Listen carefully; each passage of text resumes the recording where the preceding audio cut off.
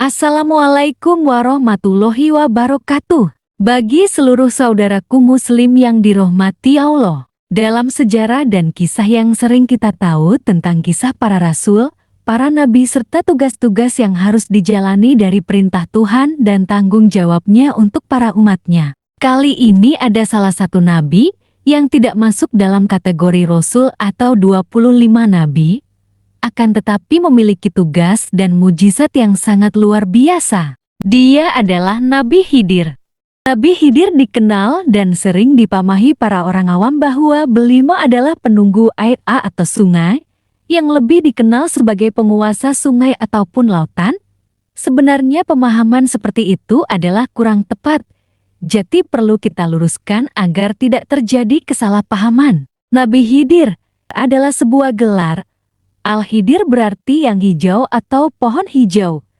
Jadi karena kebiasaannya membuat tempat yang kering menjadi hijau subur ketika beliau singgah di sana, sebuah mukjizat yang membuatnya disebut sebagai manusia hijau dan bukan penjaga air secara spesifik. Beliau adalah seorang nabi atau wali yang diyakini masih hidup dan sering disebut sebagai pembawa ilmu dan kebijaksanaan, serta pembantu orang yang kesulitan, bukan sebagai sosok yang menjaga gelar dan nama asli. Nama asli, Balia Putra Malkan, keturunan Nabi Nuh dari jalur Sam, dengan kunyah atau nama panggilan Abul Abbas. Gelar, Al-Khidir yang berarti yang hijau atau pohon hijau. Dan mukjizat dan ciri khas Nabi Khidir. Pertama, menghijaukan alam. Nabi Khidir dikenal memiliki kemampuan menghijaukan lahan-lahan kering di tempat-tempat yang ia kunjungi.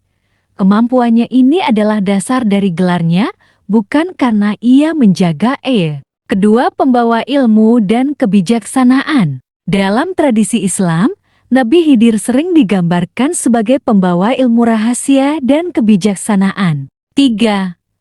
Pembantu yang kesulitan. Ia juga dianggap sebagai wali yang membantu mereka yang sedang dalam kesulitan. Peran dan keberadaan Nabi Khidir adalah utusan dan wali. Nabi Khidir diyakini sebagai utusan, nabi, atau wali Allah, bukan sekadar penjaga air.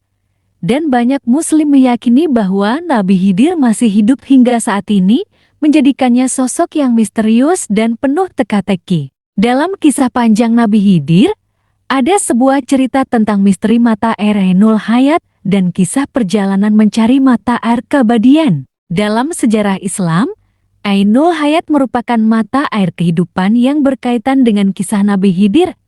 Sudah dikenal oleh banyak ulama terdahulu bahwasanya penyebab Nabi Khidir dipanjangkan umurnya adalah karena meminum air Ainul Hayat. Berdasarkan beberapa ahli tafsir, Ainul Hayat merupakan air kehidupan yang bisa memperpanjang usia manusia. Siapapun yang meminum airnya, diyakini akan memiliki kehidupan abadi selama di dunia hingga hari kiamat. Namun, keberadaan Ainul Hayat sendiri masih menjadi misteri hingga saat ini. Beberapa sumber menyebutkan, tidak ada satupun yang mengetahui di mana letak persisnya Ainul Hayat kecuali Nabi Khidir sendiri. Kisah Nabi Khidir yang bisa berumur panjang karena meminum air Ainul Hayat bersumber dari sebuah riwayat As-Salabi yang didasarkan pada Imam Ilai dalam kitab Bada ke-1 Az-Zuhur. Pada riwayat tersebut, dikisahkan tentang keagungan Raja Iskandar Zulkarnain. Zulkarnain merupakan raja agung yang mampu menaklukkan dunia timur dan barat, meski kekuasaannya luas, tidak lantas menjadikannya sombong dan semena-mena. Justru sebaliknya, Zulkarnain menjadi salah satu raja yang beriman dan bertakwa kepada Allah. Suatu ketika di sekitar tahun 322 sebelum Masehi, Zulkarnain berjalan di atas bumi menuju ke tepi belahan bumi yang lain. Sebutan ini dikenal sebelum ada istilah timur dan barat. Dalam perjalanan tersebut, Allah mengutus malaikat Rafail untuk mendampingi Zulkarnain. Di tengah perjalanan, Zulkarnain berkata kepada malaikat Rafail, "Wahai malaikat Rafail, ceritakanlah kepadaku tentang ibadah para malaikat di langit." Malaikat Rafail kemudian menjawab, "Ibadah para malaikat di langit di antaranya ada yang berdiri tidak mengangkat kepalanya selama-lamanya. Ada yang sujud tidak mengangkat kepala selama-lamanya, dan ada pula yang rukuk tidak mengangkat kepala selama-lamanya. Mendengar jawaban malaikat Rafael tersebut, Zulkarnain termenung. Di benaknya muncul keinginan untuk melakukan ibadah yang sama seperti halnya malaikat. Zulkarnain memang diketahui sebagai raja yang senang melakukan ibadah kepada Allah. Di tengah ketermenungannya, malaikat Rafael kemudian berkata, "Sesungguhnya Allah telah menciptakan sumber air di bumi. Namanya Ainul Hayat atau sumber air kehidupan. Barang siapa meminumnya seteguk, maka tidak akan mati sampai hari kiamat, atau sehingga ia memohon kepada Allah agar dimatikan." Zulkarnain menjadi penasaran dan bertanya lagi kepada malaikat Rafael, "Apakah kau tahu di mana tempat Ainul Hayat itu?" Malaikat Rafael pun menjawab bahwa sesungguhnya Ainul Hayat itu berada di bumi yang gelap. Setelah mendengar penjelasan malaikat Rafael tentang Ainul Hayat, maka Zulkarnain segera mengumpulkan para alim ulama dan bertanya kepada mereka tentang Ainul Hayat. Tetapi mereka menjawab, "Kami tidak tahu kabarnya." Namun, ada seorang alim di antara mereka yang menjawab, "Sesungguhnya, aku pernah membaca di dalam wasiat Nabi Adam, ia berkata bahwa sesungguhnya Allah meletakkan Ainul Hayat di bumi yang gelap." Ketika Zulkarnain bertanya di mana tempat bumi yang gelap itu, orang alim itu pun menjawab lagi, "Di tempat keluarnya matahari." Menurut beberapa penafsiran, orang alim yang dimaksud tersebut adalah Nabi Khidir yang ikut dikumpulkan Zulkarnain bersama orang-orang alim lainnya. Nabi Khidir kemudian menjadi salah seorang yang diajak Zulkarnain dalam ekspedisinya mencari sumber mata air Ainul Hayat tersebut. Nabi Khidir pun diketahui menjadi salah satu yang memimpin pasukan. Mengutip Janibal Marifat oleh Dafiq Rohman, mereka menempuh perjalanan jauh untuk mencari Ainul Hayat, hingga menjumpai tempat keluarnya matahari tepat pada arah kiblat. Mereka diketahui melakukan perjalanan selama 12 tahun. Begitu sampai di tepi bumi yang gelap itu, dikisahkan gelapnya seperti asap, bukan seperti gelapnya waktu malam. Kemudian, Zulkarnain masuk ke tempat tersebut dengan didampingi oleh Nabi Khidir. Saat mereka berjalan, Allah memberikan wahyu kepada Nabi Khidir, "Sesungguhnya, Ainul Hayat itu berada di sebelah kanan jurang dan Ainul Hayat itu aku khususkan untuk kamu." Setelah mendapatkan wahyu tersebut, kemudian Nabi Khidir berjalan menuju ke sebelah kanan jurang dan didapati olehnya Ainul Hayat yang dicarinya itu. Nabi Khidir lantas melepas pakaiannya dan menuju Ainul Hayat tersebut untuk mandi dan meminum airnya. Setelah mandi dan minum air Ainul Hayat, ia pun menemui Zulkarnain yang tidak pernah tahu kejadian tersebut. Sementara Zulkarnain dikisahkan berkeliling selama 40 hari di tempat yang gelap gulita itu tanpa berhasil menemukan letak Ainul Hayat. Sejumlah ahli tafsir menyebutkan, berkat Ainul Hayat tersebut, Nabi Khidir diketahui masih hidup dan keberadaannya masih ada di bumi hingga saat ini. Kisah perjalanan mencari Ainul Hayat tersebut juga ditafsirkan dalam kitab Al-Futuhat Al-Ilahiyah.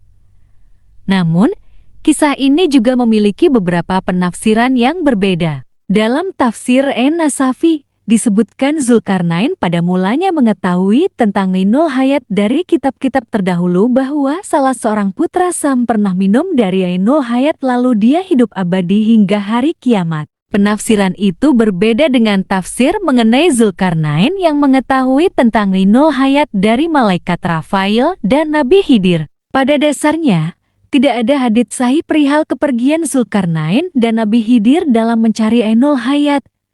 Kisah ini juga dituturkan dalam Israiliyat, yaitu cerita-cerita yang kerap kali dibawa oleh orang-orang Yahudi yang masuk Islam. Meskipun demikian, sebagian ulama berpendapat bahwa Ainul Hayat itu memang ada dan Nabi Khidir masih hidup hingga kini.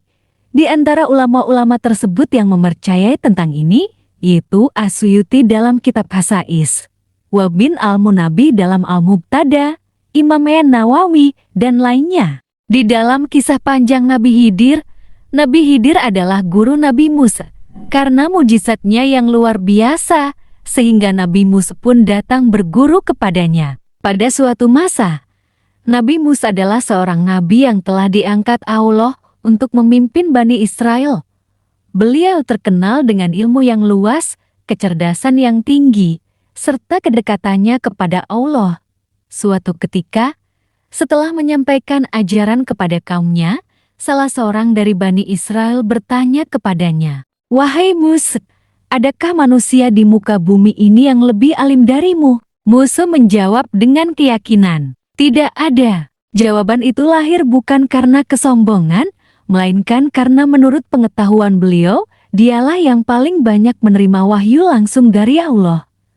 Namun, Allah menginginkan untuk mengajarkan kerendahan hati kepada Musa, bahwa ilmu Allah jauh melampaui batasan manusia, maka Allah memberikan wahyu kepadanya. "Sesungguhnya ada seorang hambaku di pertemuan dua lautan, ia memiliki ilmu yang tidak engkau ketahui, wahai Musa." Musa pun terkejut, dan dengan penuh semangat ia berkata, "Ya Rob, bagaimana aku dapat menemuinya agar aku bisa belajar darinya?" Allah menjawab, "Bawalah seekor ikan dalam sebuah keranjang.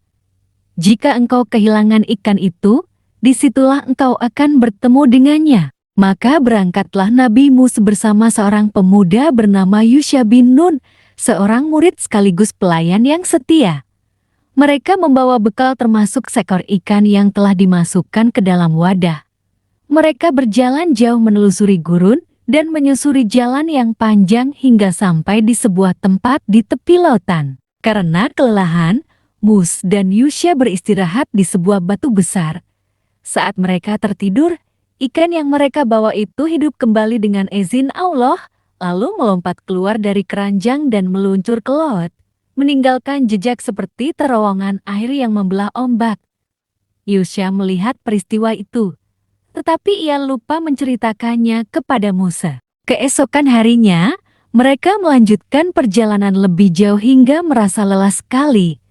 Musa berkata kepada Yusha, "Bawalah kemari makanan kita, sungguh perjalanan ini telah membuat kita letih." Saat itulah Yusha teringat sesuatu dan berkata, "Wahai Musa, ketika kita beristirahat di batu itu, aku lupa menceritakan kepadamu. Ikan itu melompat ke laut, dan aku benar-benar lupa memberitahumu, hanya setanlah yang membuatku lupa." Musa pun berseru gembira, "Itulah tempat yang kita cari." Mereka segera kembali ke tempat itu, mengikuti jejak mereka semula. Di sana, di pertemuan dua lautan, Musa bertemu dengan seorang hamba Allah yang sangat tawadu, bercahaya wajahnya, dan penuh wibawa. Dialah Khidir alaihi salam. Musa pun menyapa dengan penuh hormat, "Assalamualaikum." Khidir menjawab, "Waalaikumsalam. Siapakah engkau?" "Aku Musa." Khidir bertanya, "Musa Bani Israel?" Musa mengangguk, lalu ia berkata dengan rendah hati, "Wahai hamba Allah, aku datang kepadamu untuk belajar darimu, agar engkau mengajarkan kepadaku ilmu yang telah Allah ajarkan kepadamu." Khidir tersenyum, namun ia mengingatkan, "Sesungguhnya engkau tidak akan sanggup bersabar bersamaku. Bagaimana mungkin engkau akan sanggup bersabar terhadap sesuatu yang kau belum memiliki pengetahuan tentangnya?" Musa menjawab dengan sungguh-sungguh, "Insya Allah, engkau akan mendapati aku sebagai orang yang sabar, dan aku tidak akan menentangmu dalam perkara apapun." Khidir pun berkata, "Baiklah, jika engkau ingin mengikutiku, maka janganlah engkau bertanya tentang sesuatu apapun sampai aku sendiri yang menjelaskannya kepadamu." Musa menerima syarat itu, maka dimulailah perjalanan penuh hikmah antara guru dan murid ini. Ujian kesabaran Musa. Mereka menaiki sebuah perahu milik para nelayan miskin. Para nelayan itu dengan sukarela memberikan tumpangan tanpa meminta imbalan. Namun, tiba-tiba Khidir mencabut salah satu papan perahu hingga berlubang. Musa kaget lalu berseru, "Kenapa engkau melubangi perahu ini? Apakah engkau hendak menenggelamkan penumpangnya?" Khidir menatap Musa dengan tenang, "Bukankah sudah aku katakan, engkau tidak akan sanggup bersabar bersamaku?" Musa segera menyadari kekeliruannya.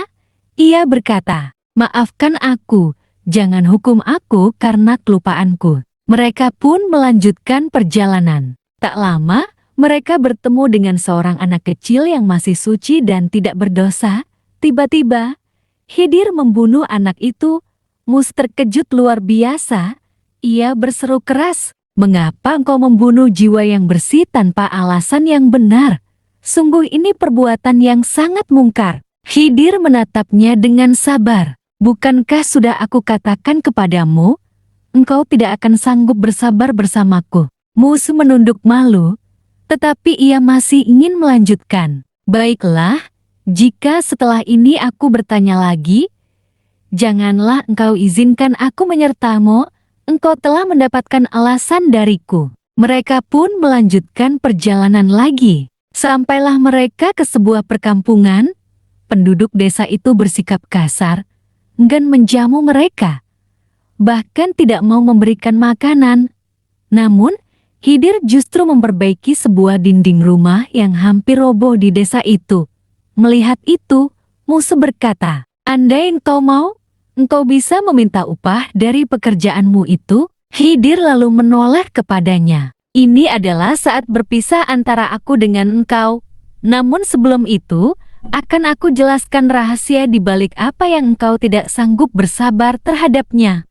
Rahasia ilmu Khidir. Khidir lalu menjelaskan satu persatu tentang perahu. Perahu itu milik orang-orang miskin yang bekerja di laut.